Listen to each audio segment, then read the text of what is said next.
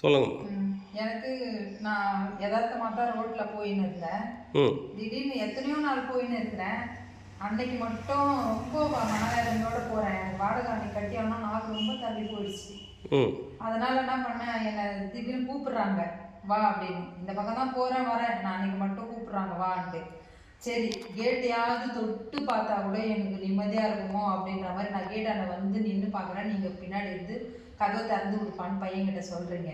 கதவை திறந்து விட்டு உள்ளே வந்து அம்மா கிட்ட ஒரே ஒரு வார்த்தை, என்னால் வாடகை கூட கொடுக்க முடியாமல் கஷ்டப்படுறேனே அப்படின்னு நான் சொல்லி அழுதுட்டு அன்னைக்கு ரொம்ப மனவேதனை போகிறேன். மறுநாளே எங்கள் அம்மா 5000 எடுத்துன்னு வந்து கையில் கொடுத்துட்டு அன்னியிலேருந்து 3 மாதம் வாடகை முதல் கொண்டு கொடுத்து எங்கள் அம்மா அங்கால பர்மிஷன் 5 லட்சம் கையில் கொடுத்தேன்.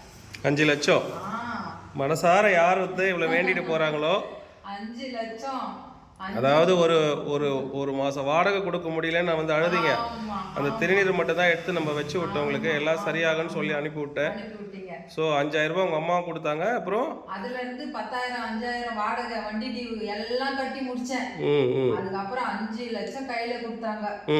என் பொண்ணுக்கு நகை வாங்கி கல்யாணத்துக்கு 10 வயசு, அது கல்யாணத்துக்கு நகை வாங்கி வச்சுட்டேன். சூப்பர். 10 வயசு குழந்தைக்கு கல்யாணத்துக்கு இப்போ நகை வாங்கி எடுத்து வச்சுட்டேன். அந்த ஆத்தாளுக்கு நன்றி சொல்லணும், அவ்வளோதான். 3 நாளுக்கு முன்னாடி உட்காந்து எனக்கு ஒரு பதில் ஒன்று வேணுமா, எனக்கு பணத்தில் நான் வந்து உன்னாட்ட நான் கேட்டேன்.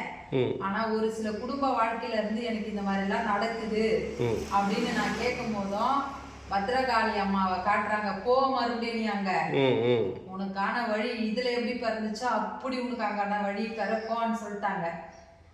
கட்டாயமா ரொம்ப சந்தோஷம். நீங்கள் மனசார வேண்டிக்கின இங்கே நீங்கள் உங்களை மாதிரி நிறைய பேர் வந்து இங்கே வந்து அவ்வளோ உண்மையாக நேசிச்சு மனமுறையே கேட்குறவங்களுக்கு நல்லதே நடக்கும்.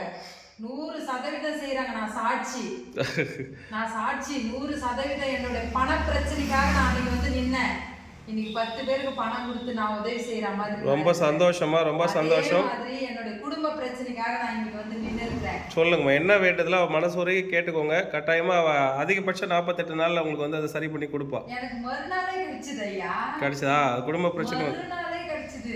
ரொம்ப சந்தோஷமா. இந்த யாகங்களுடைய சக்தி அது மாதிரி ஒவ்வொரு அமாவாசைக்கும் இங்கே சிறப்பான யாகங்கள் நடக்குது. முடிஞ்சால் அதுலேயும் வந்து கலந்துக்கோங்க. உங்களுக்கு தெரிஞ்சுக்கிட்டே சொல்லுங்கள்.